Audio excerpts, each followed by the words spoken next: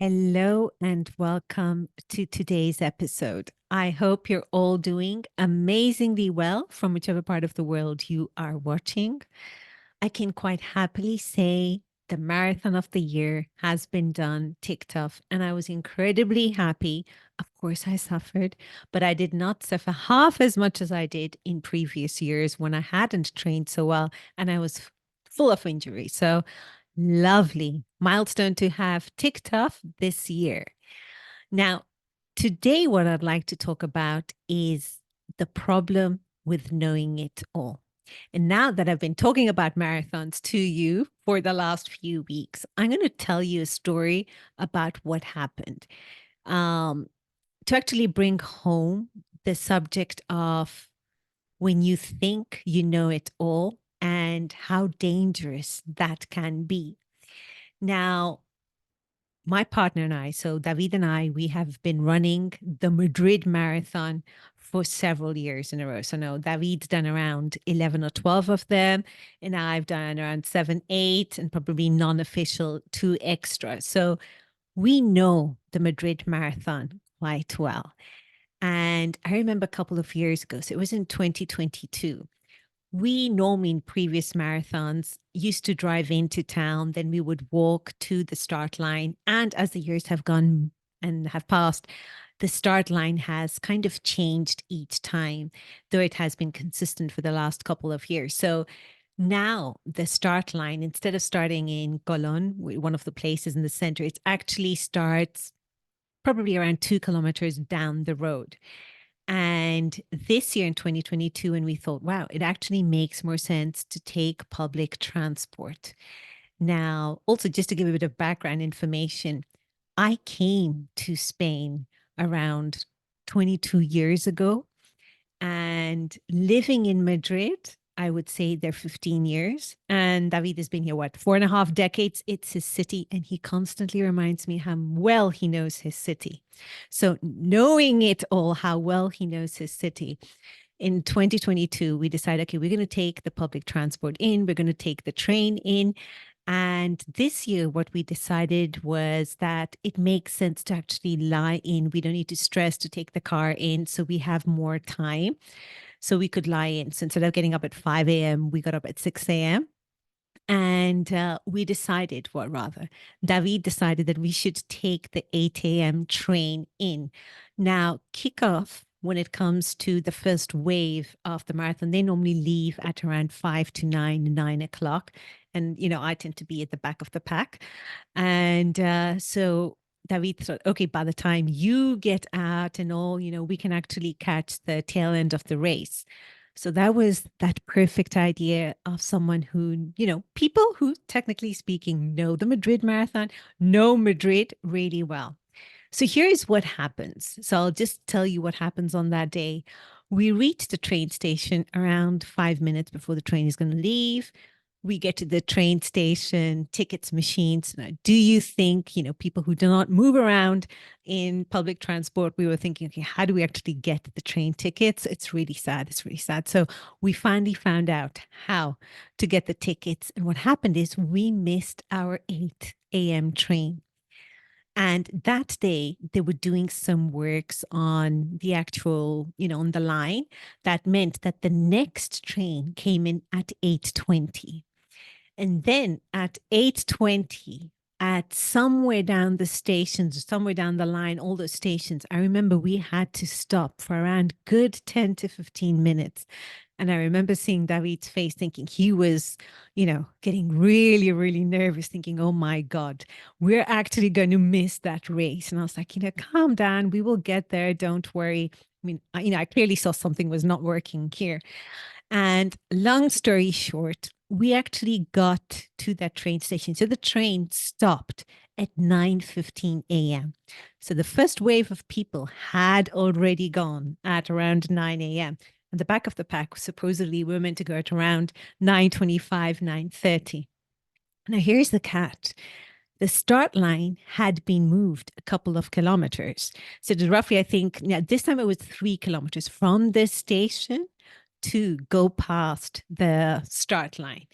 And we had clearly become incredibly late. And I remember having to run like full throttle those 3 kilometers. And then when we came to the start line, it was all empty. They had picked up, and they're picking up, they were actually packing up. Everyone was packing up. And then I could see David's facing, do you mind just hurrying a bit? I'm like, dude, we have 42 kilometers. I am not going to rush this, these 3 kilometers. And I could see his face speaking to one of the technical guys who is, packing up, what trying to, I could figure out what he was trying to do is like, please, can you just register that we have actually left the start line? And he said, we can no longer register you. You are significantly late. We actually got there at 9:45. Now, so I could clearly see David's face. He's going to run a marathon and not be registered. So no official time for this marathon. And we were running behind the race for nearly 5 kilometers. And he kept turning around, looking at me, saying, do you mind just picking up the pace slightly? And I was like, dude, 42 kilometers. There is no way I'm going to be rushing this. And, traffic was opening, cars were moving, and we're, here running on the road. Well, I was probably around 500 meters behind David. So it's all incredibly comical. And 5 kilometers down, so that's probably nearly 45 minutes to an hour. Around 45 minutes, I caught the tail end of the race. And from there, things just went from bad to worse. I mean, I had a very, terrible IT band injury and a soleus injury. And because didn't warm up, I just went straight for quite a strong run for, if you're going to be running 42 kilometers. And in the end, it was such a grueling experience doing that marathon in the city, in my city, my adopted city. And I remember just doing those 3 kilometers more. So instead of doing just 42 kilometers, not just, but instead of doing 42 kilometers, doing that 45 kilometers, that through those 3 kilometers extra was just excruciating. So I think that is going to be one of the most, I think, memorable, probably not in the positive way, marathons that I have run. And on top of that, it wasn't registered and it was so painful. And even the recovery was quite challenging. Now, why do I bore you with this story of you come late to your race, right? Is that when it comes to wellness projects, and I have noticed, and I constantly see it, we think we know it all. And sometimes when we fall into the trap of knowing it all, we become complacent and we overlook very, very important details that have a terrible impact, knock on impact down the road. So when you're looking at your project, creating a project from the beginning, what I see is many wellness directors say, I know what I'm doing. I know it all. And it's a dangerous place to be in because you shut off information from other people and you overlook what is important. And also now, like I've been in this industry now for 22 years, and I'm not going to pretend that there are not times where I think I know it all. But I can also say that when I have hired my business coaches, I have worked alongside them.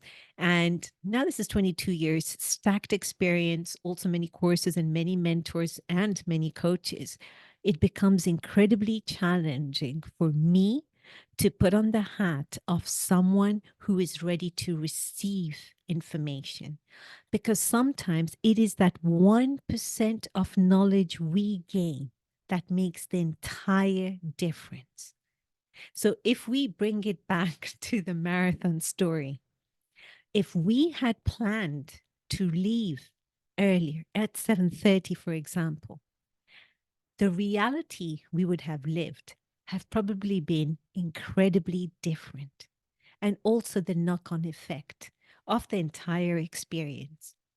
And I see this time and again in projects. incredibly competent people, incredibly knowledgeable people tripping earlier on. And the problem is when you are working on a project, you are not working in isolation. You're working with other stakeholders. And any mistake you make at the beginning, just because you think you know it all, that you don't need to double check your work, or you don't need to cross check certain details, or even question how you've done things and whether it makes sense to continue doing things the way you've done it for this particular project.